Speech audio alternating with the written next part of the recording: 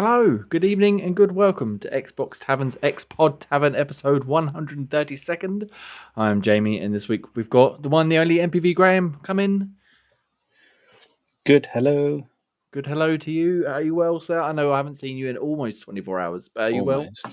I am well, and with a slightly more love for Shadow the Hedgehog. Damn right. We'll talk a little bit about that later on. I love a Shadow. Sadly, lack of cream, but we'll get into that. We've also got probably a slightly confused Scottish Gruff Ross coming in. Hello. Hello, Scottish Gruff Ross. Who's your favourite, Shadow or cream? Shadow. Outrageous. But yeah, we'll get into that. No Millie Man in this week. He's off. I don't know, where is he? Playing Sunning Starfield. himself on the beach of Starfield. Starfield. Yeah, probably playing Starfield. Just the three of us. We're gonna have a wonderful time. We've got lots to talk about. I'm sure we'll talk about some Starfield, and I'm sure we'll talk about probably a bit more Starfield as well. I've got quite a lot of other stuff to get to at some point, but we'll see how we go for time. But gentlemen, should we kick things off with our guess the game? Are you ready? Are you prepared? Have you got it to hand? Do we have to put it up on our phone? I thought we were just pulling it up on the screen and try to guess it. Well, I mean, we can do it all as a team if you'd like, or we can do it individually against each other. It's entirely up to you. Okay, get up on the screen. Come on. All right, let's bring it up then. Hang on. Wait a minute, let me press the button to bring it up. Right, so what I'll do is I'll give us about 30 seconds-ish. I guess if we don't get it, we'll skip, and then, we'll see where we're up to. Right, so let me bring the tab in. If you're not familiar again, guess the game. Guess the .game is a wonderful daily game where you get 6 pictures to pick. 6 pictures to guess a game. Hence the name. They get gradually easier and easier. They also get clues of like what platform it's on, what year it released, etc. The further in you get, you'll have to forgive the advert. I can't get rid of that one. But if I scroll out any further, we get fucking bombarded with them. So that game looks older than I am. Yeah, I mean, I'm gonna sort of. We should probably talk through our processes. So is that a laser at the bottom? Yeah, I mean, when I'm approaching an image like this, I mean, instantly it clearly looks, I'd say, 32-bit. At a push, maybe early N64, but it looks like it's earlier on. It looks like it's top down, so it's almost like, to me, that screams RTS. Indeed, that's what I was thinking as well. Maybe something along the lines of Command and Conquer, or I mean, it doesn't look Command and Conquer. No, it looks a bit. Yeah, it's too much greener. That era of Command and Conquer. But then, what's this at the bottom, like the yellowy bit? That Right, none of us are getting it here, are we? Has anybody even got a remote idea? I feel like we're out of luck at this one. So let me just. Should we skip along? Skip. What? Yeah. So are we ready? Not putting in Command and Conquer, but yeah. I mean, I can put it in if you want to give it a try and see what happens. I don't even know which one to even go for, but go for the first one. Go for OG. It's got to be that. If it was be any of them, it'd be the first one. I would have thought, but we're not. Oh, we're not here. Oh, look, see, so now we've completely changed. Oh. See, it's got quite a high Metacritic score here, 93%. Still definitely from that era, I would say. That looks almost like a point and clicky thing, similar to like Fallout. Like the original Fallouts had that kind of style, but I don't recognise that screen. Anyway, they looks far less apocalyptic than the Fallout. Yeah, that's what I mean. But it's like that kind of thing. It's what I mean. It's like a top-down clicking adventure like that. Do you want me to put Fallout in just to see? I mean, it's not going to be Fallout. Put in like Fallout Tactics or something, or Fallout Brotherhood of Steel, like one of the early ones. All right. Yeah, let's go with that, and then we'll see, because we're obviously. Oh, it's on the DS. Yeah. Wow. Okay. Complete curveball. I'm rich. CNT. Oh, wait a minute. CNT is a GTA thing. This little dude down here. Can you see my DS? Chinatown Wars? Chinatown Wars. Yeah, could be actually. Are we happy to go for that one? If you want to go, Gene? Oh, there we are. Oh my God! Wait, sorry, what are you doing? I'm pressing all sorts of buttons now. Yes. There we go. Right, should we go for this? Go for it.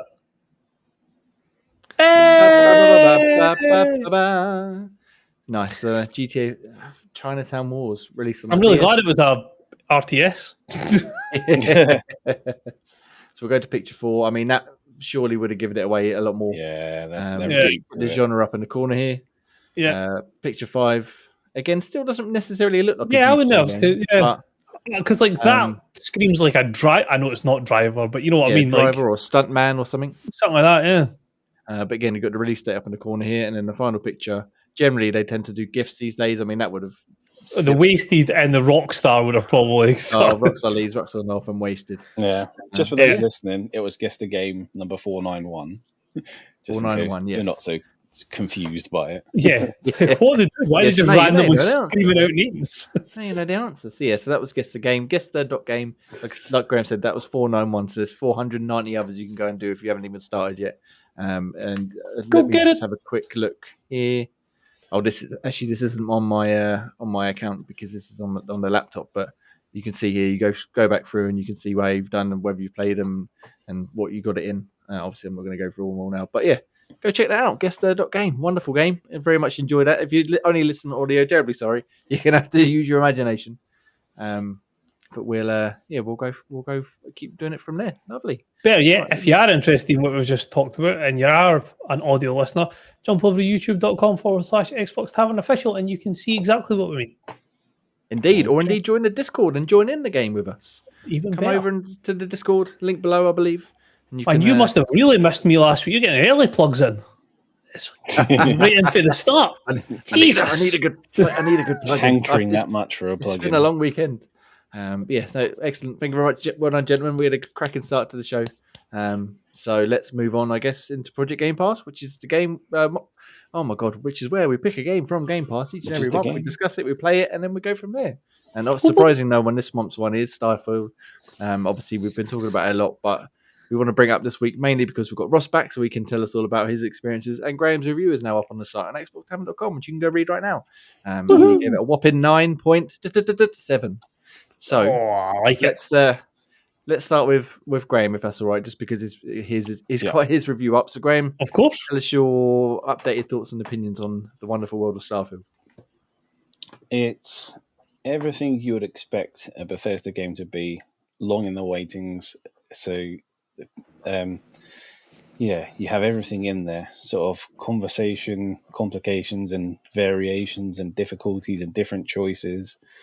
You have your land combat, which is not overcomplicated and smooth, and once again with lots of different gun options and different styles that you can play as, with sort of a melee style or just sort of spacing, jumping around with kind of a backpack jetpack style.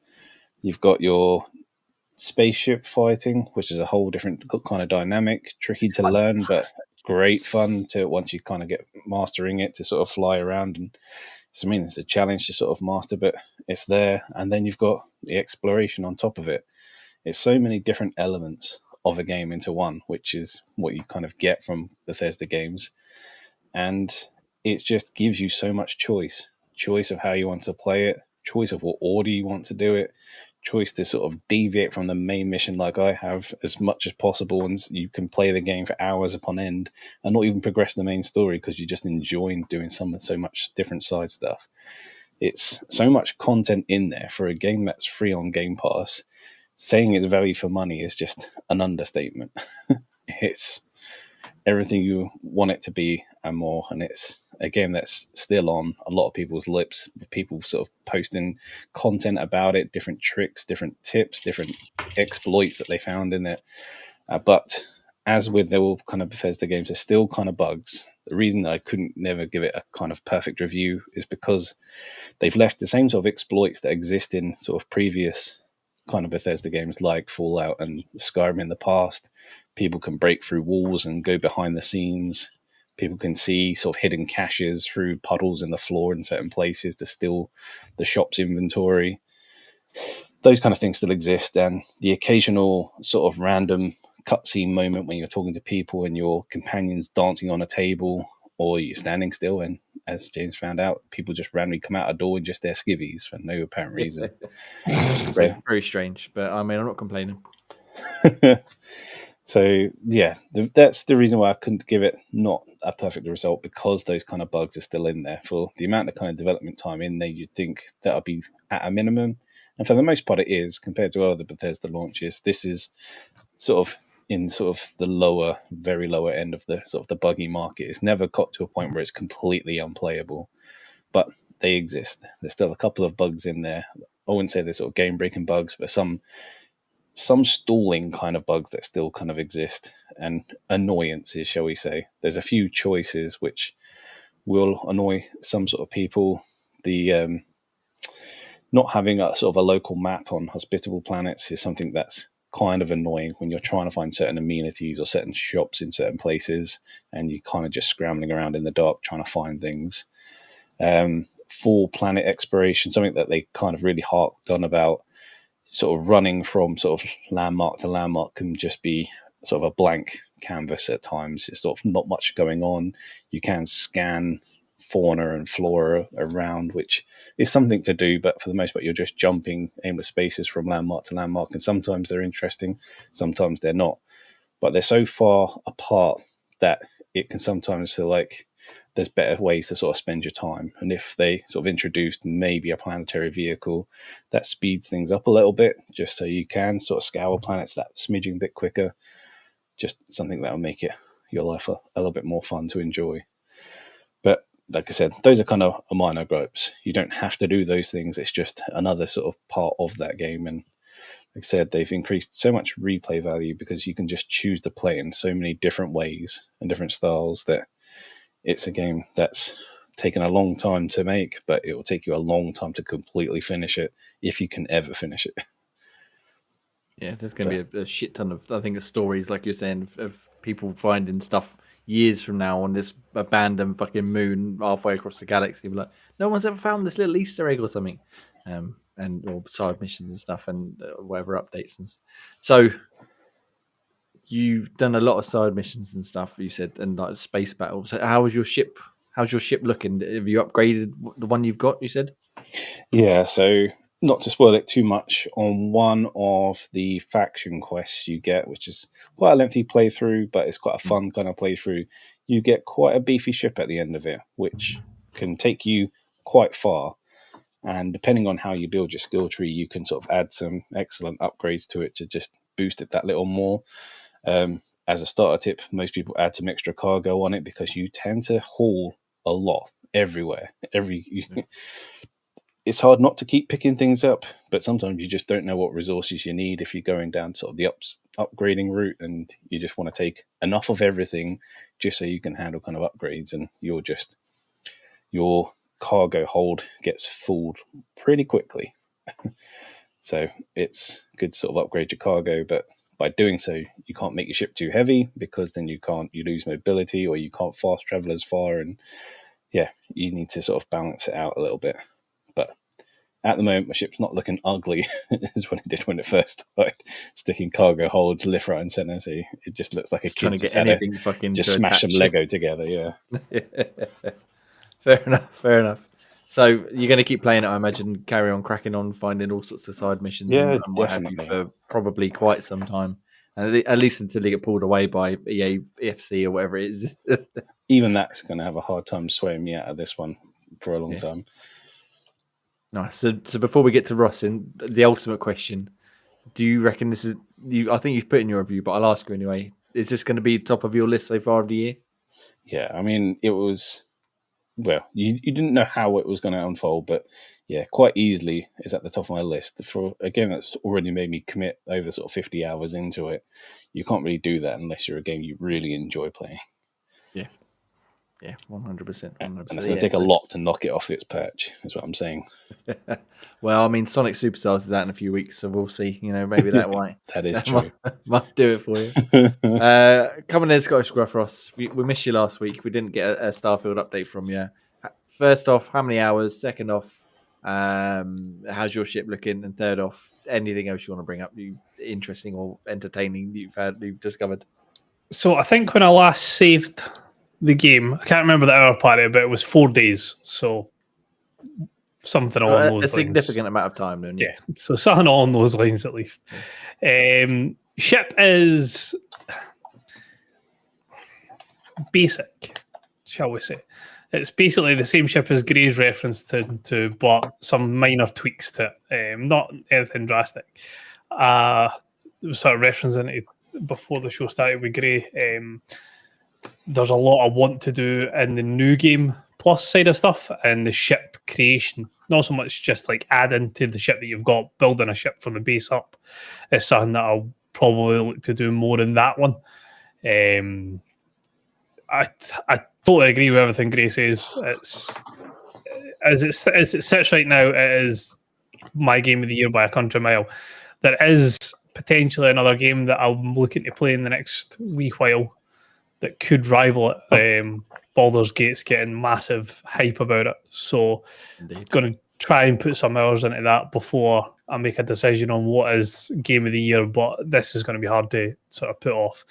What Gray was saying about the little quirks in regards to like being able to get access to the vendor stock and stuff like that, everything that you associate with a sort of Bethesda game, like the Whiterun chest never got patched, even in the like super deluxe 30th re-release edition. It was still there. It's one of these things that Bethesda just leave it. It's a single player game. It's not going to do anybody any fucking harm. So if people are creative enough to find out ways of doing it, then Bethesda almost sort of rewards you by allowing you to get it all the way right through whatever playthrough you're doing. It's up to you if you choose to do it. It can be handy at some points, even if it's just getting a few extra credits, getting ammo. But like you say, it's a single player game, so it doesn't really matter in the grand scheme of things. Bugs, touch wood.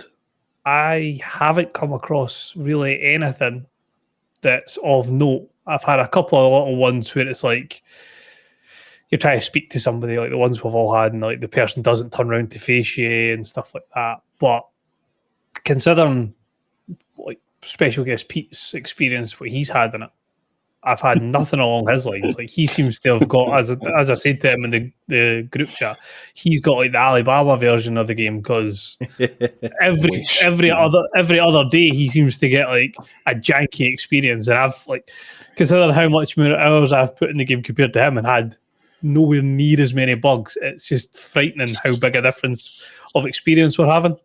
But we're definitely going to have to get him on here to regale his experiences because he seems to have the complete opposite experience. Exactly. I can tell you of an amusing bug that you might enjoy anyway, because it didn't make any sense.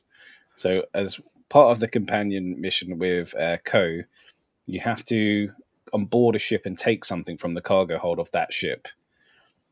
And every time I did that bit, I shot the captain to sort of take it over. And it goes, he disliked that, and he now hates my guts. I was like, what just happened? It's like, he's on board. I just took over the ship. The mission tells me to take over the ship and get the cargo hold. But as soon as you kill everyone on that ship, he hates you, and that's it. He doesn't want to speak to you anymore. I don't without spoiling, what are you getting out the cargo hold? It's guidance on finding something else. I think it's a certain cache or something that you need to find. Gotcha. And it's just funny. And then the second time I thought, I'll play this differently. I'll let him lead the way. He killed everyone and he still hated me for I can't believe you made him do this, Grant. Yeah, exactly. You turned him onto that path. God damn you, Gru. I can't believe you did this action. I was like, it was you. I did nothing. So yeah, completely did not understand that one bit. Reloaded it a couple of times. It's like, nope, definitely happens each time. He gets livid. I was like, fine. I just had to do a smash and grab. Left him at. Can you not just grab it without killing anybody? Yeah, you can. That's what I did. I had to do a smash and grab. I just left him at the ship so he didn't kill anyone. Smashed it, grabbed it, and then legged it back out again. Away you go. That's the only way I could do it without him hating me. So very confused. Even then, he still give you some side eye when you got back. Yeah, he's like, you walk by like. It's like, what's your problem? You're the one that killed him, and I get the blame for it. Could not understand that one. He knows what you did to Sarah. He knows what you did. He's like, I know. Livid. He was gagging for it towards the end, little creepy guy. But I had to finish that companion quest as creepy as it got. Also, that's one of the other things I wanted to know. Why, like, I've only ever had like two experiences of like the conversation sort of changing that way. Why do both, or at least two of the people that you can romance, why have they got like exes who have like tragically passed or have like bad stories for their like past? Like, am I a rebound? Yeah, definitely a rebound. Is that all I am here? A rebound of a fucking rebound of a rebound. Yeah, you keep on hearing them going back to like, and I had this person and that person, and I was married to this person. And you're like, so what am I? Some of the stuff they come out with after you wake up as well. Oh, I'm gonna need some painkillers after that night. It's like, whoa, okay, what happened? I must admit, it was the first part like where the deed is done, and then obviously the jetpacks are mentioned, and I was like, oh, I was kind of hoping to see at least like a jetpack like cutscene. Yeah, like it fades out. It's like the jetpack, just as like the camera like peels away for you, and then there's like a jetpack in the background, and then like you wake up the next morning. Yeah, all implied.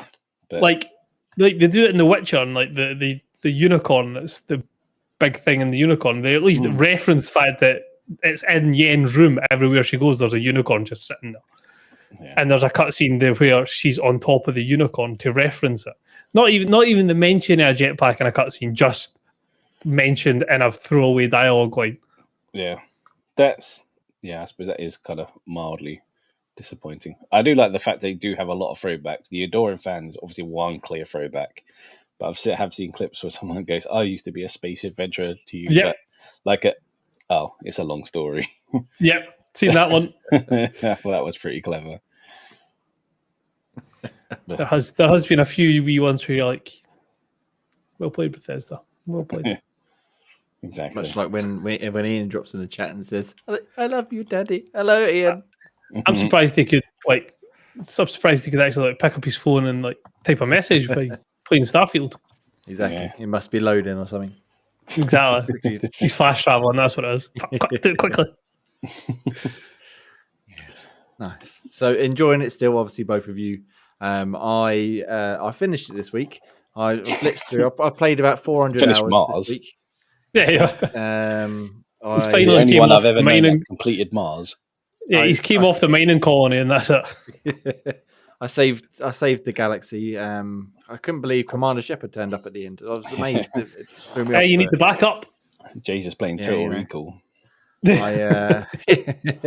I literally haven't played it this week. Last time I played it was last Sunday, I think after the podcast.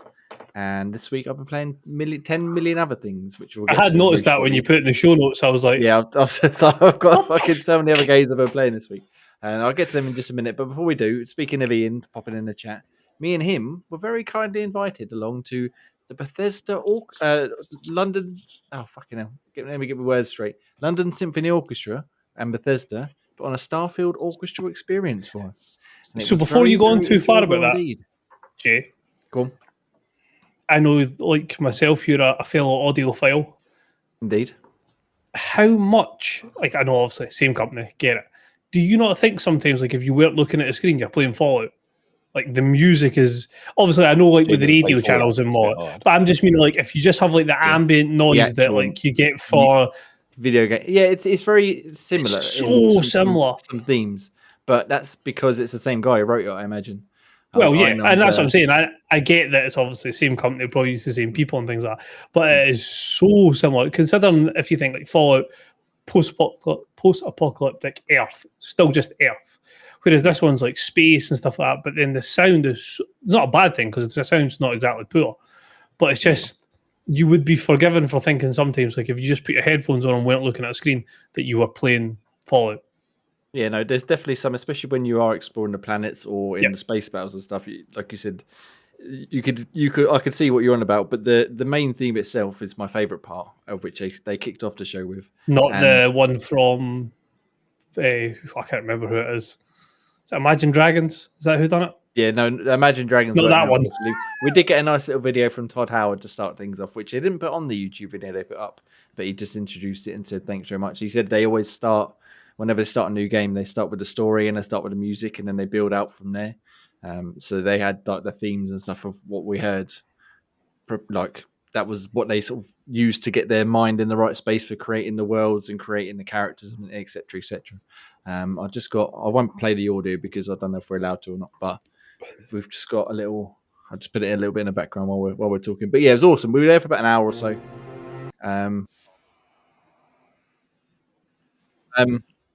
We really enjoyed the the sort of hour we were there, we got to see sort of behind the scenes of the video of the making of. Oh, it was wonderful. And yeah, they had us opportunity afterwards to go and meet Einon Zer and shook his hand and said, well done and stuff. We had a little after party. But yeah, it was lovely. It was really enjoyable. There's only about 100 of us there. There's some people from Xbox on. Oh, look, that's a familiar face. Who's that's a nice hat there that man's wearing. I wonder. Sneaky appearance. I do like the fact that you weren't the one that they were focusing the camera on. I mean, between an attractive young lady and me, it's do we get the lassie with the pink hair and the little pigtail type in, or the guy that's wearing a beanie indoors and a bum fluff on his chin? Yeah, which one do we go for? But yeah, no, it was really, really good.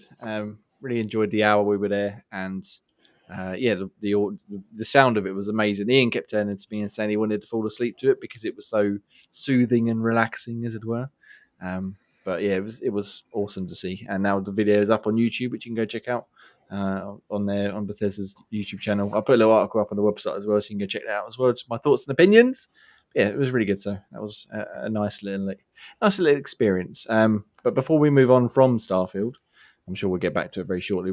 They've also put an update up. I don't know if you guys saw this tweet when I can find the buttons I want to share. There was an update at some point, but I didn't notice what was in it. So if it's the ones that have already been done, then yes, I've seen it. Yes, I've seen it and what's coming up as well. Lengthy fucking post they got here. I won't read it all, but I'll summarize quickly. They say, thank you for playing the game, basically. There's loads of updates and features that people have requested that they want to get to, but they might not necessarily get to stuff straight away. For example, city maps. Obviously, that's been quite a big sort of bugbear for a lot of people. But the sort of highlights they've picked here where they're going to start, which they probably have already put out, if I'm not sure, is brightness and contrast controls, a HDR calibration menu, a field of view slider, NVIDIA DLSS support on the PC, 32:9 ultra wide support on PC, and most importantly, an eat button for food rather than picking it up and having to trawl through the fucking menus just to eat a fucking chunk of apple or whatever it is. But to be fair, they need to do so much more with food to make it worthwhile. Because that's exactly a complaint of a lot of people, that the effects only last for like seconds. When food before used to last for at least like 10 minutes or 20 minutes or something to make it worthwhile. There's so much, like, if you pick up the chunks and stuff, they give you like 2 health. So you're sitting there just spamming eating fucking 15 things in a row. Scooby doing. No, that's always been a case in some of the games. But yes, it seems especially pointless when it's giving you 2 health at a time. But yeah, so they're going to be updating obviously many different things they're going to add in. So anything there that they mentioned, or anything they didn't mention there, I should say, that either of you want to see sort of as a case of priority? I mean, for me, it would be city maps mainly, so I can find a way I can go. Definitely. That and the vehicle sort of travel planets as well. The thing is, like, I can understand the city maps thing, and obviously it is more convenient. But like, again, it's not a big thing in Bethesda. Like, I get that the game's infinitely bigger. Like, I understand that, but you didn't have a map in, like, Diamond City was fairly obvious. You just fast traveled to Diamond City and away you went. But like, Whiterun didn't show you where the stores were in Whiterun. You had to remember that as soon as you come in, you had it was the nowhere Smith near there. As big. I get that, but my point was it's not something they've done in the past, and it's, let's face it, right? If you want to go and buy something, but they did have some sort of map system though that pointed you in some sort of direction, like, whereas here you go back and it's just that sort of shitty blue and white grid that goes, you're here somewhere. I think it was pretty much the same as what like Skyrim was when it was inside. Like, if you went inside, it was like there was no real, like, you couldn't tell if you were on like what floor you were. It was all sat on the one type of map sort of system. I would say that it would be helpful to put it in, but if I'm being honest, if I'm looking to buy stuff, I go to New Atlantis and I either go to the Well or the Trade Authority, both of which are right next to each other as soon as you come off the tram. Yeah, fine. If there was no map option, I would settle for... If I go to Sidonia, all your vendors are in the same place. Like, literally, as you walk in the first part of Mars and go down the ramp, they're all both sides of the ramp. So you don't need to memorise them there. In Neon, you're on a massive strip and all your vendors are on the main part of the strip. So I must admit though, when I spent a lot of time on Mars, obviously, as we've discussed, and And for those 10 hours, I had no idea there was shops on the other side. I just kept going to the trade authority. For God's sake. It wasn't until you gave me that map, the little map app that mate you made, the map genie thing. I was like, oh, there's fucking shops on the other side. Yeah. I mean, like that link that I sort of put out so that you could have a wee look at it with like the generated world maps and things like that. It's just a fantastic tool.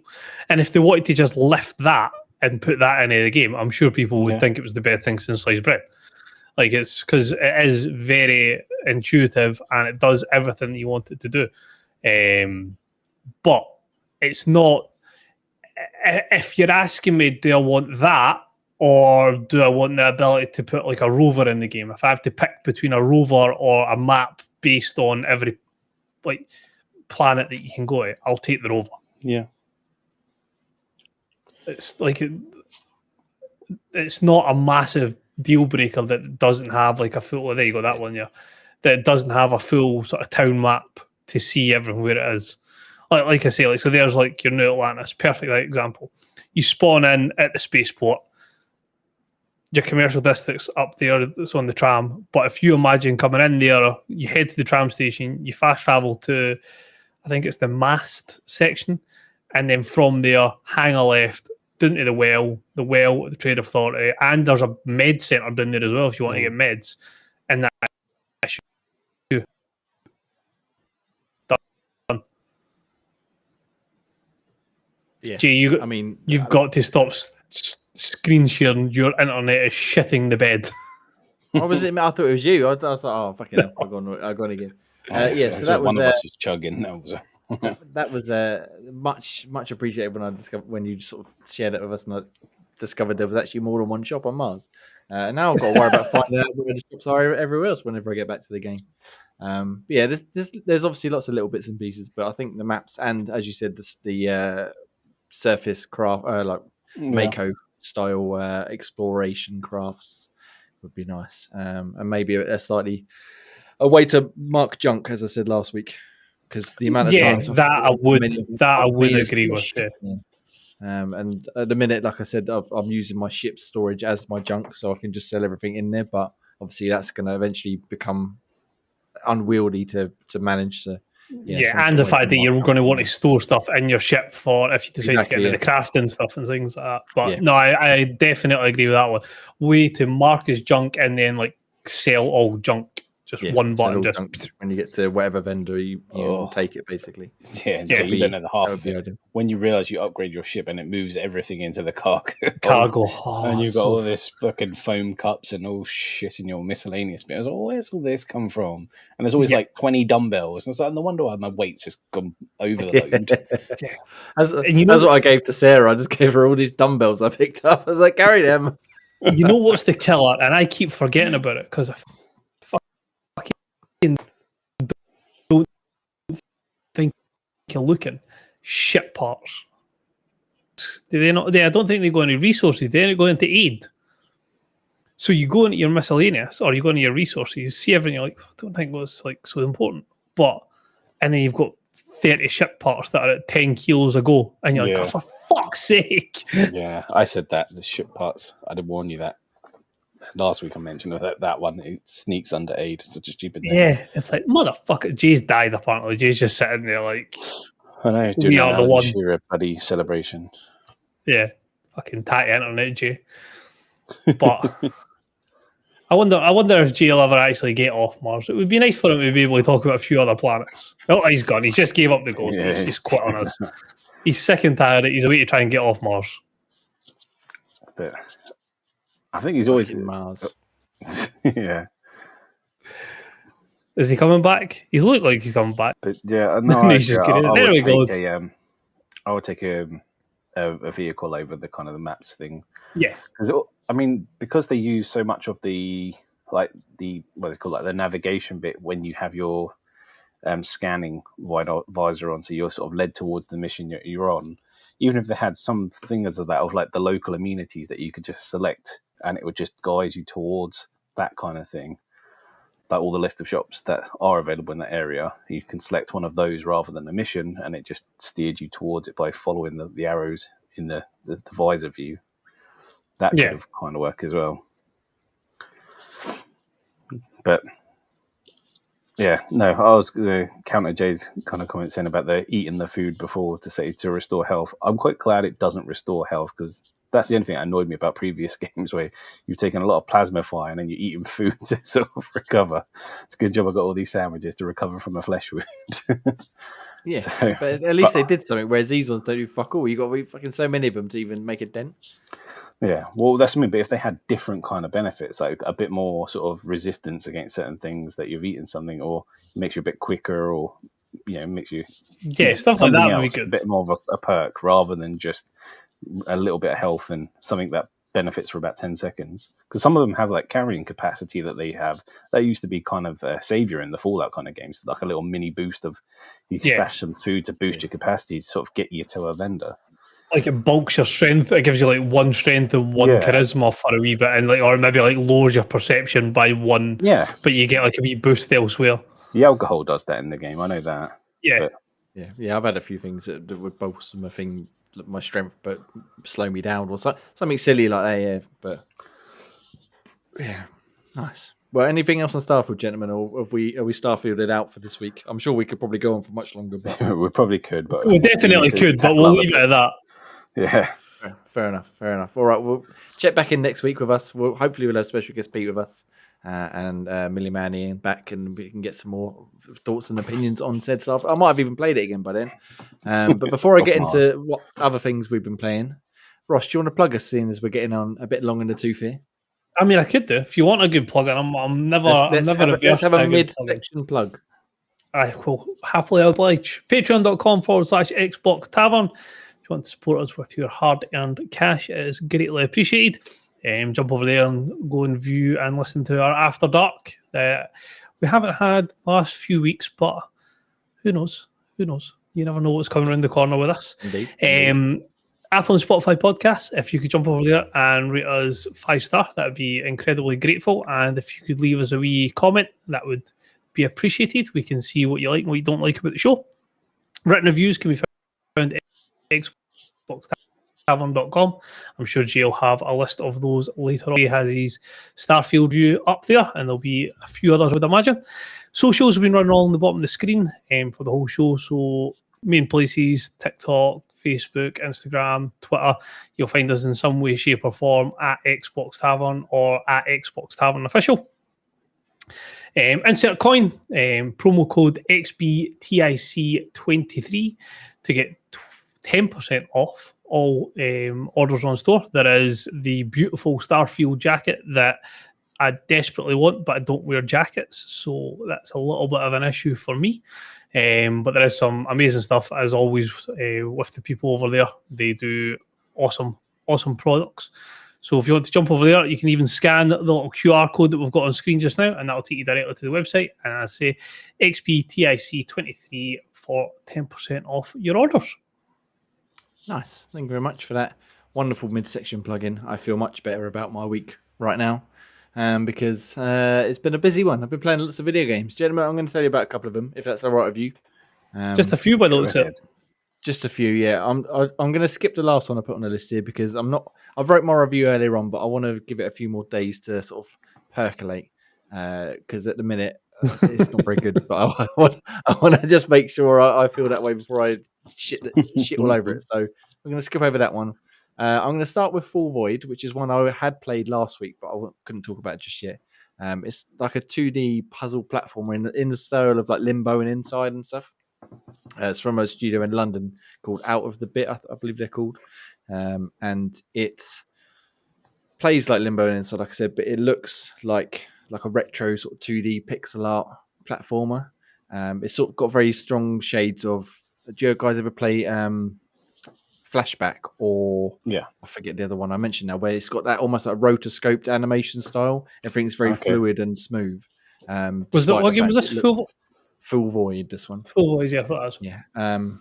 And it's sort of you sort of enter into a scene and there's a puzzle to solve, be it opening a door or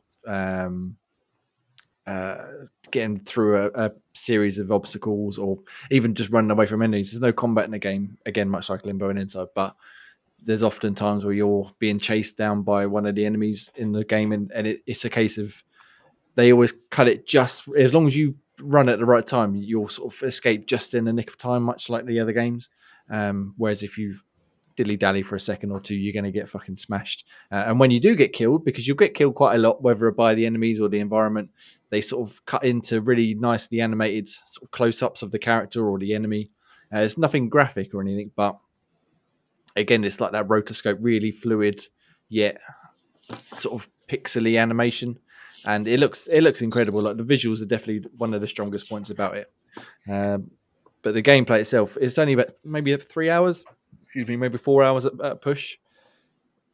But it's got that nice sort of balance of not being too difficult, but not being just a case of holding right and just getting through all the levels. There's a couple of sort of more intricate puzzles where you've got to take your time, or you've got to sort of use the environment around you to get past a section rather than just legging it. And yeah, I fucking loved it. I thought it was absolutely excellent. So I played it over 2 nights, a couple of hours each night, and yeah, fucking probably one of the best games I've played this year. I don't think it would be in a contender for Game of the Year, but definitely one of the best games I've played this year. High praise. Yeah, really enjoyed it. My review's up on xboxtavern.com right now. You can go check that one out. Yeah, highly recommend. I think it's less than a tenner as well, so it's not massively expensive if you like Limbo, like Inside, or like I said, the old flashbacks and stuff like that. Yeah, definitely go check that one out. Highly recommended. Once again, another game which me and Graham can tag team on, if that's all right with you, Ross. Of course. We played, I should say. We Were Here Friendship. So if you're not familiar, we Were Here. I played all of them, a couple with Graham and a couple with one of the old Xbox Tavern contributors, Alex. And they're basically like asymmetrical co-op puzzle games. So you two players in an area, one can see one half of the puzzle, one can see the other half, and you have to communicate with each other and try and figure out what the fuck you're doing and how you're going to get out. Generally, they're quite long games, like 10 hours or so to get through, but what they've started with this new series, which is it's called We Were Here Expeditions. I should have had that in, and then this one's called The Friendship. And the idea is that they're smaller experiences. It takes about 2 or 3 hours to get through. There's 3 main puzzles in this, and rather than just playing for it once and being done, they try and encourage replayability. So they'll mix. Also, the solutions will be somewhat randomized. So you'll have the same puzzle, but it won't be, you won't be able to blitz through it because you know how to solve it already. The first one was the marionette one. Was that right, Gray? Yeah, the first proper one. There's like a warm up one, which we don't need to get into that. But basically, I was being a twat and I couldn't solve it for the love of no money. When you get stuck on something and you just can't see past it, I absolutely whiffed it. But the first proper puzzle, it's like a section of marionettes, and one player has a single marionette who's doing a particular action, and the other player has a series of them, each with like a different button associated with it. And the first player has to tell them describe what the marionette's doing, and then the other player has to press the right button. But they're all doing very similar things. So one might be rubbing its eyes, one might be patting its head, or doing a little dance or something. And it's up to each player to sort of interpret what they're doing, and then the other player to understand what they're saying. And that was probably would you say that was the easiest one, or the easiest to work out logic wise, but the hardest as a skill game, because the speed you had to do it in was quite phenomenal. So your community they say it's all about kind of communication, and it is paramount. So because there's like, say, 2 puppets, one was crying and then he's sort of shaking his fist at the end of it, and the other could be crying and doing something else. So that's just one half of it. You have to be clear in the expression, and the other side is you then have to describe the symbol that the other person has to press. And you could say upside down flower with a leaf coming out of the top of it, and then you're like, okay, what does that look like? Which one of these matches that kind of description? And some of those are quite close together. So you really have to sort of work between you to describe what each symbol is and each expression, so you can kind of build up that consistency and speed. Because literally once you get to the final stage of that piece, it was rapid, and you have to be, your communication has to be on point. It starts bouncing back and forth rather than one player taking on one role and the other. You sort of chopping and changing, and each puzzle is graded on bronze, silver, and gold. So on that particular one, to get to gold, that's when it started to get really fucking rapid fast. But that was good. And then we moved on to the second one, which is more of a, would you call it like a logic puzzle, perhaps, or like a planning puzzle? I'm not really sure. Yeah, a tactical logic puzzle. With colours and shapes and placement of blocks on the floor and stuff. Again, you've got to work between you to try and figure out the best place to play them, best place to place them. Sorry. And again, bronze, silver, gold. As long as you get bronze on any of them, you can carry on. But we were trying to obviously get for gold all round. We ended up with gold, silver, silver, which we're happy with on our first attempt because after the first level, we just like we can't spend all fucking day doing like one more puzzle to try and get a few more points. But that was probably the weakest one. I think we agreed. Yeah, or the least fun out of them. The least, because the rest were a bit more immediate, whereas that would slowed the pace right down. And then the final one's a bit of an obstacle course where one player can't. It's sort of hindered by their vision, one's the so you can't really eyes, see. and the other one's the legs, and you got to do an obstacle course. So you got to tell the other person what to do, when to run, when to jump, when to turn. Kind of like the old school Nightmare kind of game. It felt like at times you just don't know what they can see, and you're just looking from a hilltop, saying, "You're going the wrong way. Turn, move this way. You need to shuffle to the left, shuffle to the right." And that bit was quite fun to go and steer the other person in. That was quite amusing. Yeah, and they, again, it ramps up. The further you get on, the harder it gets. But again, once you finish, you get graded an overall friendship score because you're trying to build up this ship you're on, which is the friendship. Double meaning. And I've forgotten what it was again already. Anchovies. Yeah.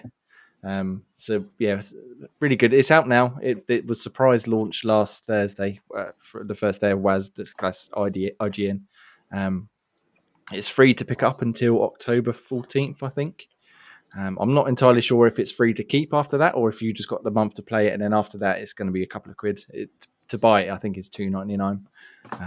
But for 2 or 3 hours play, I fucking love the We Were Here series, and this is like the perfect entry point, especially while it's free to play.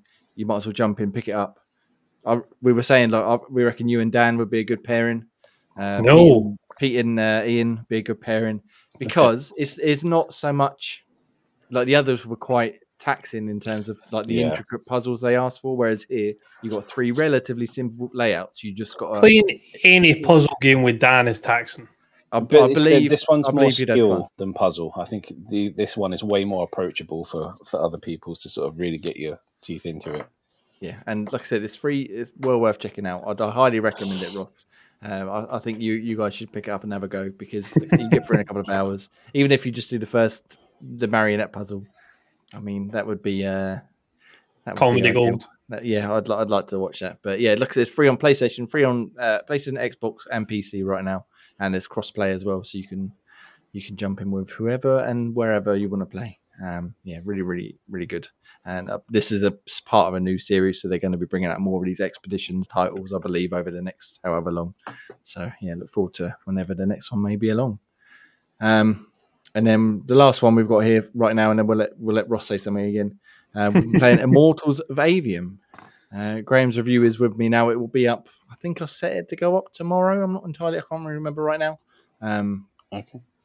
But we've both been playing it, and I think I'm having a fucking great time. That's what stopped me playing Starfield this week. Is Immortals of Avium. I've been having a fucking wonderful time playing it. It's not necessarily the best shooter in the world, but it's it's fast, it's hectic, it's got lots of bright colours and magic and fluid gameplay, and as Graham said in his review, it's sort of got almost like Dishonored / Bioshock vibes in terms of the way it looks and the way it sort of feels to play at times. And I've been having a great time. I would like to have played more if I wasn't so old and being so tired half this week. Graham, thoughts and opinions on Immortals of Avium? Yeah, exactly that. There hasn't been many sort of games that make you feel like you're playing like a movie for a long time. It's that in depth in the storyline. Sort of, it makes you feel like you're playing a part in a movie, which in the past has felt a bit cheesy or a bit forced. This one does it quite nicely. It doesn't feel as forced, and it's just the voice acting is pretty good. Your character is a bit more sort of thrashed out. You kind of see his journey going through, and just the way that they've handled the combat. They kind of snuck it in. For instead of having different guns and that do different things, you have 3 different magic powers, but the way you set them up is how they react like a gun. So you apply 2 different gems to your red magic, and it turns it into like a shotgun fire that spreads a bit more. You can inject something into your blue one that allows you to fire at range, but not very fast, but it does a lot more damage.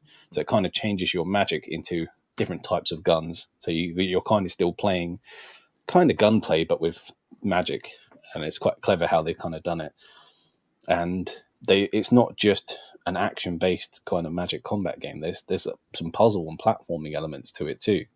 So it's just, they've kind of mixed it up a little bit. And the puzzle bits can be quite tricky because they're kind of skill-based as well. You kind of have to hit all different colors within a certain time frame to unlock kind of like a special treasure chest, which has got some additional bits to kind of upgrade your weaponry as well. So, and the platforming, it has little skill challenges. So there's lots of different bits to enjoy.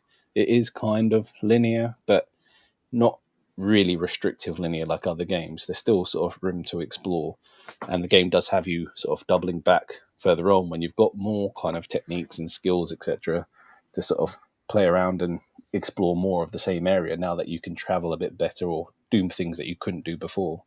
Yeah, I said to you, didn't I, that I solved, because like you were saying about the linear bit, you've got a very straight path you've got to follow, but in areas that you can sort of branch off a little bit and find like a hidden area where there'll be a chest or something. And I found a chest and I was like, I'm going to get this. So I spent ages like glitching on the scenery and doing my best to sort of work the physics in my favor to get over this massive jump. I finally did it after about 20 minutes of trying. And then about 5 minutes later, I got the ability to do a double jump and a hover. I was like, oh, for fuck's sake, if I'd just come back, that would have been so easy. And I spent so long trying to bodge my way through it, which again, I did. But But yeah, I you mentioned get that. stuff like that. I just mentioned that in the skill challenge, they could have said you're not ready to solve this challenge yet, so you're not there trying to sort of bleed yourself to try and to complete this challenge. It's like, this bit's impossible. I cannot do this bit. Well, it's like, why can't I hit this red one at the end? It's like, because the magic you're doing is not for hitting that red one. There's a different red magic that hits that red one. It's like, I've been just killing myself for about half an hour trying to solve this puzzle, and it's unsolvable. It's like it could just say you can't solve this puzzle at the moment. So Coming you move back on. later. Yeah, kind of. I think part of what you said about like a movie or like a TV show or something, as I was just thinking about while you were talking, there's that bit early on where you sort of step out into the battlefield and you can see like this huge battle in the distance, and you're like in the middle of a war basically. And I know Ross has kind of already sold in it because we were talking about earlier this week. He said it looked interesting, but do you know what that particular bit reminded me of? Gears of War. When you're like in like a massive battle with the locusts, and specifically Gears of War 2, when you can see them all in the distance and they're all fighting off, and you're sort of gradually working your way through it.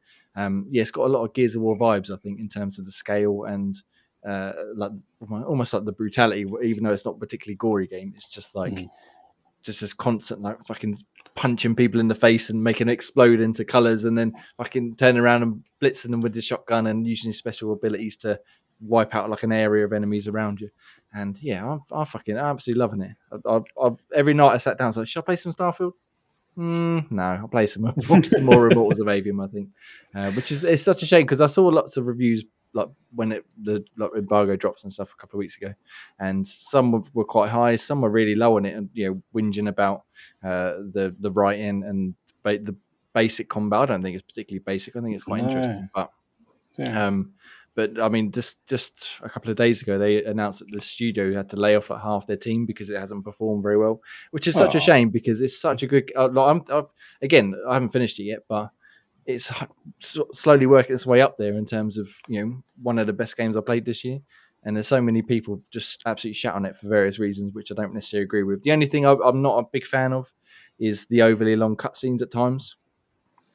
There was a good half an hour where I had a cutscene, then the only thing you were doing was talking to a few people, which I know I'm a fan of, obviously, but when there's a bit more... oh my God, they actually speak to you? What to do, yeah. And then after that, it was another fucking 10-minute cutscene that you can't skip. And it was interesting, but I was just itching to sort of get back into the shooting. So, that's my only real gripe with it at the minute. But, yeah, I'm enjoying it. It's highly enjoyable. I should definitely be playing some more, probably when we're done here, I imagine. Try and get a little bit further on. I think I'm not far off of where you're up to at the minute, Grace. So catching me. Yeah, yeah, we shall keep playing this. So yeah, so go check that out. Immortals of Avium. Graham's review will be up very soon. I think probably tomorrow. I can't really remember when I scheduled it. Like I said, but let's get Ross back in here before we move on. Speaking of Gears of War likes, he's been playing a Gears of War. Gears of War. Gears What of have you War. been playing? Jumped on the Ultimate Edition. As I said, my mate finally picked up an Xbox. So one of the games that sort of drew us together as gaming companions was the original Gears. So jump back in the Ultimate Edition just to see basically where we had left it. We had completed the game, but more of like a completionist standpoint. So I think we were missing, out of all the sort of cog tags that were available, I think we were missing like 6 or 7 in the whole game. So we've been working our way, just playing back through the story again, but we'll try to complete it on Insane.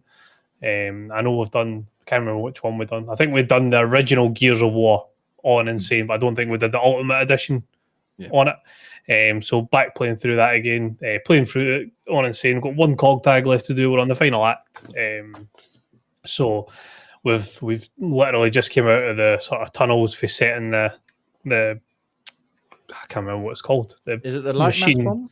Or, no. That's we're working on our way to go to get the light mass bomb. It's the resonator. We just planted the resonator, but it didn't work apparently. So we've just came up, and then we're heading off to sort of the Phoenix Manor, and then getting ready to head to the train to fight Ram at the end of it. General Ram. Yeah, I remember me and my mate way back in the day played it on Insane, and Ram's fight, we were on that for fucking ever. It's such a ball ache. It's even on normal, but on Insane. Because he's got the scroll type thing, it's fucking just bombard you, and like you just get wiped out. And because obviously in co-op, when it's on like the final boss, if one of you go down, you can't even like run to try and heal him. It's just like you're down. That's it. Absolutely fucked. Yeah, like, fuck. I think we finished it at like 3 a.m, something stupid like that. We were like, I remember that was exactly the same scenario. As soon as we completed it the last time, I genuinely think I screamed in fucking celebration for the fact that it was done. Like, you just like see him drop his gun in the cutscenes. It's like, we did it at last. We can move on. So the thing is though, and it's again, it'll probably just be because age, but we're finding it. I don't want to say infinitely easier. Is that me this time now? But we're finding it, and it's almost like we're almost understanding how to play games. So like you're shooting at somebody and you start to get like the wee red cog skull appearing, and instead of just going, "That's fine, I've got another couple of seconds. I've got another couple." I'm dead. Fuck. It's like, oh, I start to appear, drop in cover, wait, it does into cover. Appear, use this time to reload, and then pop back up again. So exactly, it's proven somewhat easier, but still giving us a few challenges, especially ones where it's like the what mission was it, like where you're moving in the darkness and you've got to shoot like the wee propane canisters to light up the way so you don't get attacked. That one was particularly just because as soon as you just venture even just slightly out of the light, you're like, fucking done again. That's it. So I've been enjoying by the fucking krill bastards. Exactly. So I've been enjoying getting some Gears back into my life. Waiting for 6. Nice. Indeed. Hopefully very soon. I still reckon we should do Gears 3 at some point because that's the only 4-player one, if I'm not mistaken. We should play some Gears 3, even not all of it maybe, but just a few of the levels and get Ian playing it again because I know he loves a bit of Gears. I don't know if I could cope with 3. That's fucking the fucking petrol station. Yeah, I mean, heartstrings will be pulled, especially for Graham. But like I said, I think it'd be fun co-op. For a few hours, 4 of us cursing, screaming at each other. Put it on Insane just for the shits and giggles. Oh yeah, just see how far we can get. Look, Graham's already excited. I'm sure I just saw him nodding there. It lagged a bit, Graham, but I thought your head was. Yeah. Ian will be buzzing. Nice. So that's about it. All we've been playing this week. Again, I've got another one, but I want to give it a bit more time before I start shitting all over it because I'm not really enjoying it very much. It's when I seen the game that it was, I was like, it doesn't strike me as a particularly J game. Yeah, I mean, these sort of things, they appeal to me for some reason, but only when they're good. And this one is not. Not so much. But maybe I might change my tune by next week. Your love for road rage. Yeah. I mean, road rage can fucking get in the bin. Right, come on then. Let's get this fucking out of the way, shall we? There's not a great deal of news again this week that's particularly interesting, but one that is interesting for these two at least is EA Sport FC's FIFA fucking hell, top rated players have been revealed. So I mean, I'm going to sit back and relax here. Do one of you want to take the lead here? I'll let Gray lead us out, and I'll follow in. Yeah, I mean, a lot of the stuff that the ratings that have popped out, a lot of it is kind of expected. Usually they do it every year, where some of you go, yeah, I can see that, and some you think they've been done a little bit dirty there. I think the biggest one that people think that have been stitched up, I think Bellingham's kind of stats have been a little bit. How is he rated that high when a lot of his other stats look a bit weak? It's almost like the rating has no bearing on their kind of overall stats. A bit confusing at times, but as far as the others kind of go, I mean, you knew Haaland was going to get boosted. You knew sort of Foden might get a little bit of a boost, which he did. But yeah, there's no surprises in some of the stats that are out there. I mean, I don't like. I think Ronaldo's had a bit of a downgrade, and someone else had I think Jamie Vardy was the biggest kind of downgrade. But Jamie Vardy got slashed. I mean, for 85 to 79, I think it was the biggest kind of downgrade that happened. But I mean, the team got relegated, so it's not that much of a surprise. Yeah, it's to be expected. But it was more the fact that Ronaldo got quite sort of downgraded. But I think they didn't mention Messi's. I'm not sure if Messi got mentioned in there. Messi has been brought down to a 90. 90. But like I said, he still gets that kind of high in his season with sort of PSG. His previous season was kind of cack. I know he's doing okay in American now, but I mean, that's the American league, and you kind of get a pass, which I didn't think was too fair. Yeah, not in comparison. Like, I feel like Ronaldo and Messi should have probably taken, if not exactly the same knock, then there should have been maybe a point between them, similar at least. Because, I mean, Ronaldo's still getting goals in the Saudi league. I know it's not still a sort of an impressive league, but the fact he's still doing it, and that is his, I just, didn't sit too well with me. But it is what it is. There's always some sort of controversial ones, or maybe it's just because of that. They needed a little bit of controversy to get people talking. But, no, I mean, they released some of the heroes a bit earlier of who's coming in. Some a bit meh, that was, once again, always happens. You know, how the hell did they get a hero card? And the others are like, they're a bit of a weak hero, but it's fine. It's different. The fact they can't keep it different and fresh, it's all you can ask for. But I think another thing that I'd seen quite a bit of sort of bit of an issues that I had maybe seen was to do with like the women's cards coming into it. And I don't know why they're comparing them. Well, that's the thing. Yeah, I think they are comparing them, and that's the issue because like you've got like Adama Traore who is like built like the side of a house, and I think he's got like 83 physical.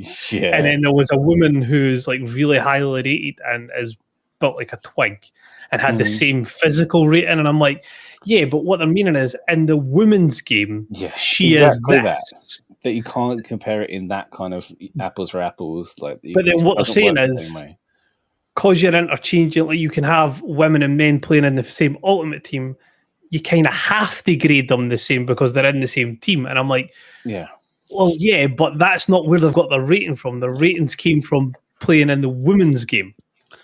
Yeah. And it's just, the thing is, right, you're playing with fucking George Best, who's one, not with us anymore, and two, stopped playing football in the 70s. So why are we thinking this is unrealistic when we can play with people who haven't played football or whatever? Yedlin or not Yedlin, whatever the Russian goalie. Yeah, but I mean Yashin, that's the one. But I mean, like I said, it needed to be comparable. I mean, if they were like literal the kind of stats, the girls will be bronze or lower.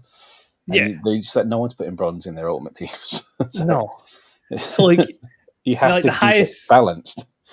Yeah, the highest rated woman is the same rating as Erling Haaland, and the way they've looked at it is in the women's game, Alexa Putellas is the best player in the world at the moment in the women's game. so she has to be rated Comparable, yeah. comparably, which is understandable. Nobody's like taking that away for that.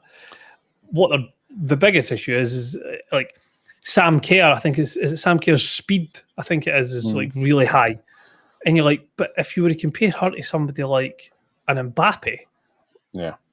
she would lose. So why are their speeds so similar? I'm like, but Yeah. It's hard because I know they're trying to sort of mix it up, make it a bit more sort of gender friendly and etc. But I mean, the amount of different fantasy things, it doesn't matter. The Ultimate Team is for that. You're supposed to suspend reality to create your ultimate kind of dream team. And yeah, why not? who was it last year? Was it People wants to make a mixed team? Then why not? Kyle Walker could play as a goalkeeper when he got a shapeshifter's card, and one of the goalkeepers was a centre forward. I'm like, that's not realistic. They just complain about it. No, because it added flexibility to your team. Czech and Reina, I think, were the ones, and Buffon was a defender. It's still exactly. It's just a bit of a laugh. Just enjoy it. Yeah, I think they did. Women in football. Yeah, exactly. That's my only input. Sorry, I have no idea what you're talking about. But yeah, it's just talking for talking sake. I assume to generate a bit more kind of hype around the game, and it's doing a relatively good job. It's their first time without the FIFA name tag, but I don't think that's going to make one iota bit of difference. No, it's all about the changes they make to the game that will have the impact this time round. Because it's going to be a very similar kind of game, but with some sort of tweaks like they normally do. And creature comforts, that's what they need to do. As long as they keep the Ultimate Team fresh, which is the only thing they need to do, they can keep that cash cow milking. Yep. From what I've read, they've improved things like your pro clubs. Big fan of that. If they've reworked pro clubs, with crossplay now as well. Yeah, as we've spoken about in the past, it's one of my favourite game modes. Probably play that more than I play Ultimate Team, or certainly I have in previous iterations. I feel like I might be more into the pro club, the Ultimate Team this year, because I've got a better understanding of how everything works now. And collect all rewards as well, collect all objectives, so you're not doing it one by one and that nonsense exactly anymore. Shortening squad battles times. That was the one that I was just about to say, the squad battles, because squad battles, they don't offer elite level rewards, but they offer good rewards. There's no two ways about that between coins and packs. Yeah. But there was the monotony of doing them. Yeah. So the fact that you can do them infinitely quicker now, fantastic game. Yeah. I mean, I don't mind like the 500 goals, 500 assists type idea. They're pretty easily get done. Yeah. But as I said, they're doing enough to sort of keep it kind of fresh, which is what they need to do. And they've been listening to the things that we complained about and sort of improved them. So that's all you can ask for. And yeah, enough to keep things ticking over for another year. Well, we haven't got long for it to come out. Was it at the end of the month? Is that right? 29th, I think it is. And the pre-orders get it 7 days early, so the 22nd, whatever it is. Okay, yeah, so we've not got long until we might start seeing some impressions from some people, and I can get to playing it, which I really can't wait to do. Very excited. Playing some pro Ultimate Team club. Because early release is Friday, isn't it? 22nd, yeah. So, yeah. I think so, yes. Nice. Okay, cool. Not that I wish to stop you talking about football or Starfield. But should we move on to one or two other quick bits and then we'll wrap it up so we can go play some video games? Let's do it. Game Pass Core is out now. Come out on Thursday, I believe that's right. On the 14th. And they released the full list of games which you can, if you're a Game Pass Core member, if you let your Game Pass Gold change over, you've got 36 games to choose from. So I'm not going to read the whole list out, but some highlights here. You've got Dishonored 2, great choice. Fable Anniversary, Fallout 4 is on there. Gears 5 Game of the Year edition. Halo 5 Guardians, but not Halo Infinite, which is a bit iffy. Limbo, Ori and the Will of the Wisps, Payday 2, State of Decay 2, Superliminal, Unpacking, and Vampire Survivors, as well as many, many other games. So, yeah, I mean, we're all Ultimate members, obviously, but if you're a Game Pass Core Now member, you can go check out that list on VGC, and you got and tons of games to play. I mean, even that list there will probably keep you busy for a good few months, even if you've not played any of them before. It's a pretty good list. But obviously, the full fat Game Pass list is way bigger and way more fleshed out for what you'd expect. Was it an extra £2 a month or something? And you get like 10 times as many games. So it's swings and roundabouts.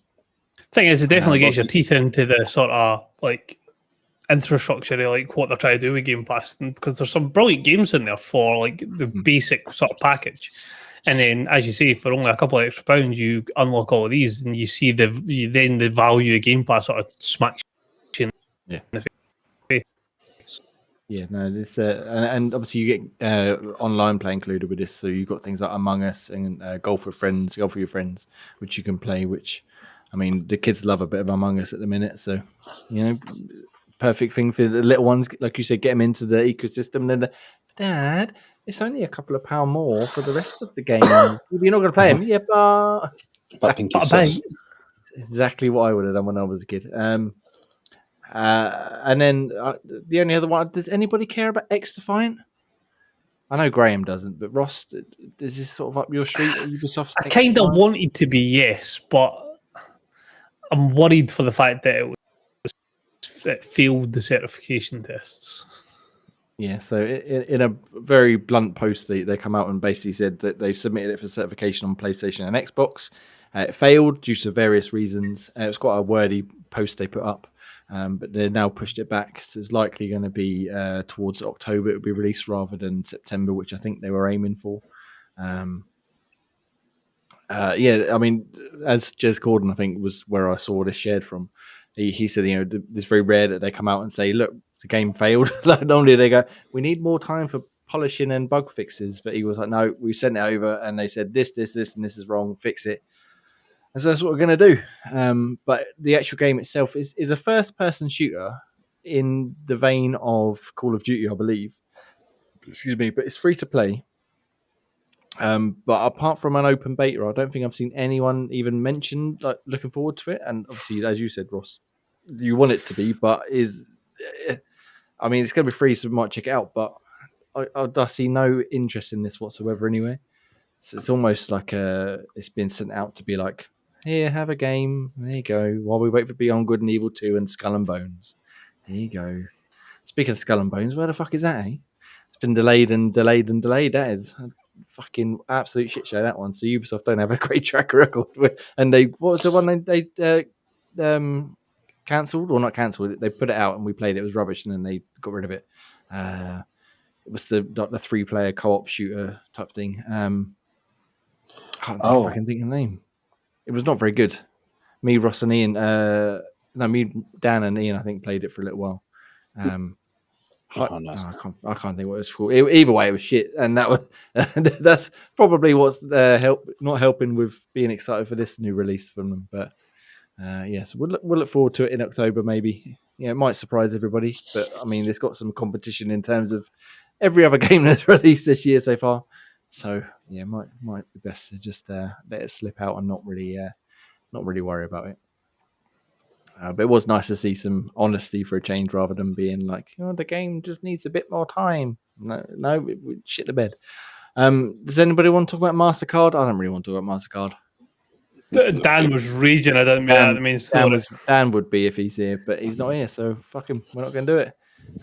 If you're in America, you can go get an American brand, Xbox branded Mastercard. Should you so wish to be screwed over by stupid APRs and some reward points if you wish.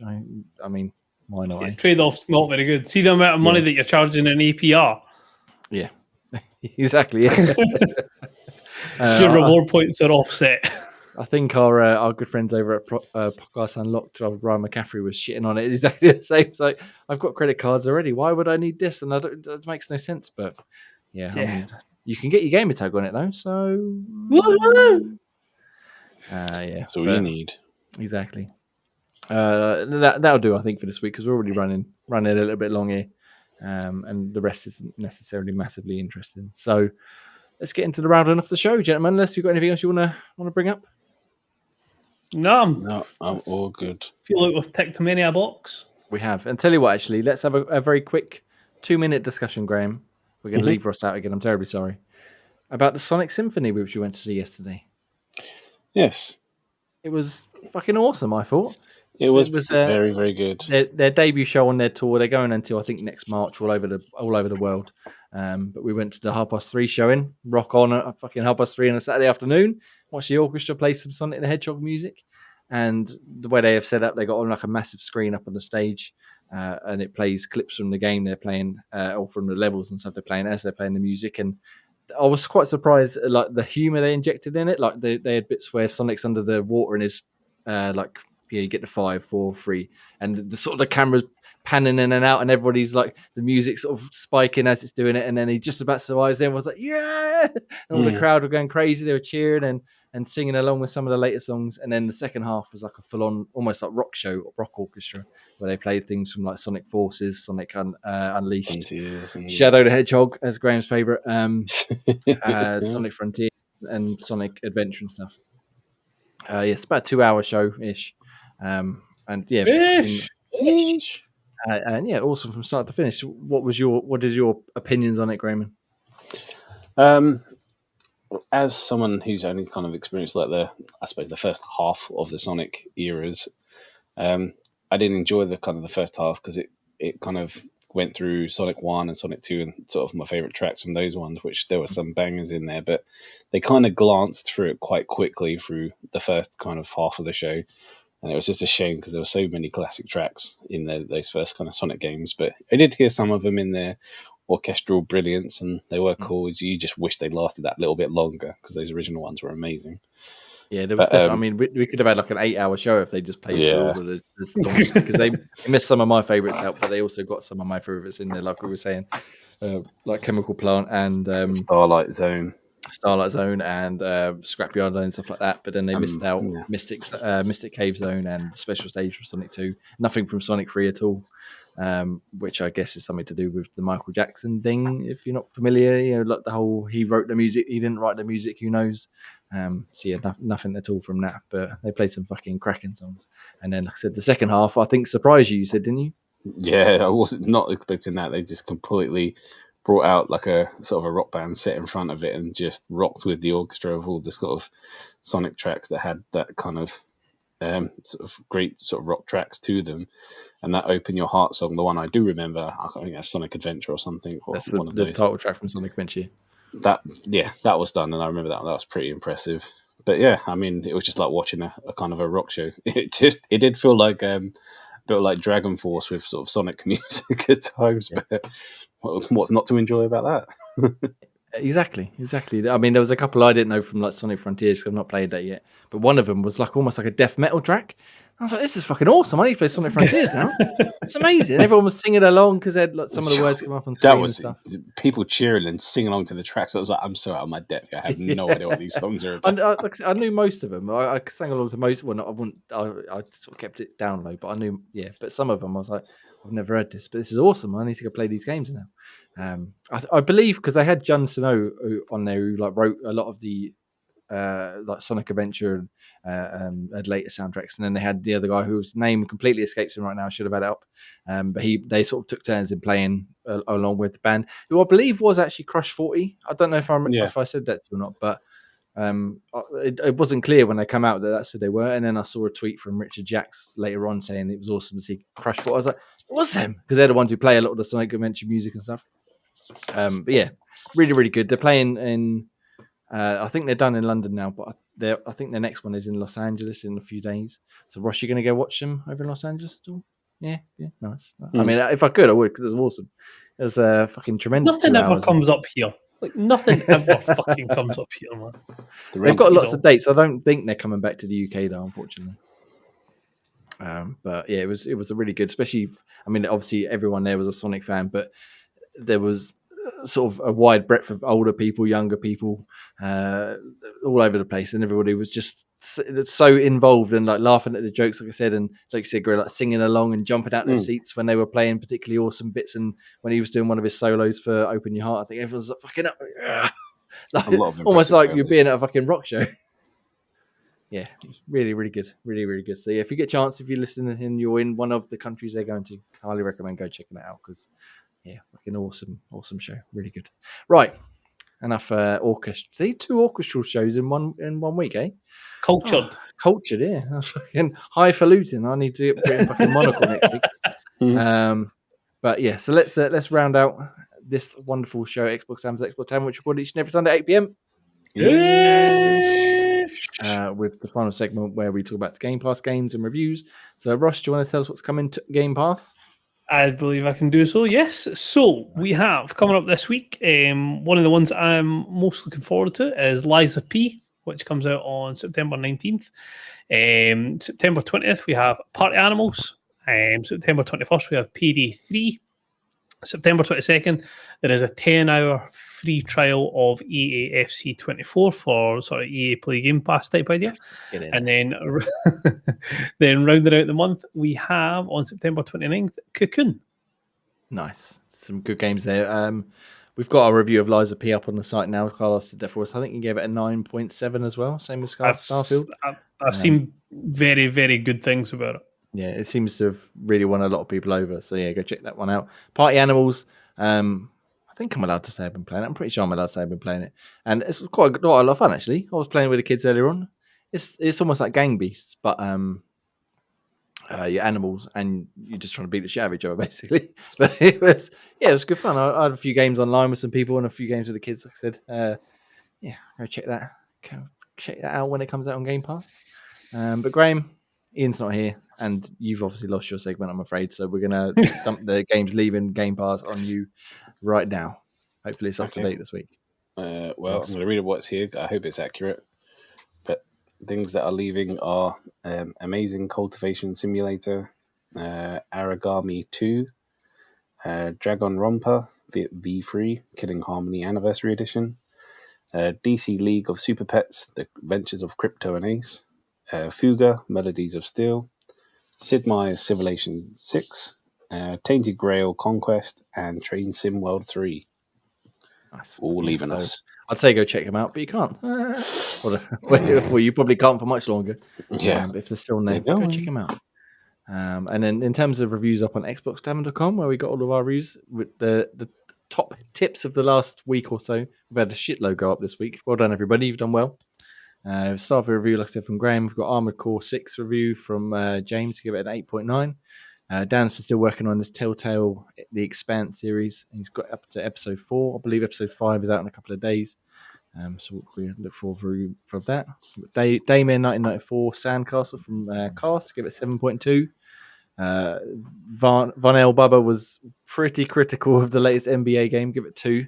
Mainly because they did fuck all to it, basically, and they're just trying to get people to buy microtransactions rather than actually play the game. Well, that'll be one that does get panned. We won't be accused of getting fucking paid for that sort of review. I mean, we could have been paid for it. The amount of money they're probably making from the microtransactions. So my We Were Here friendship review is up there, as well as far as the Eye from AJ, an older game. But finally got his review up on that one. And also one other game I should have talked about, really.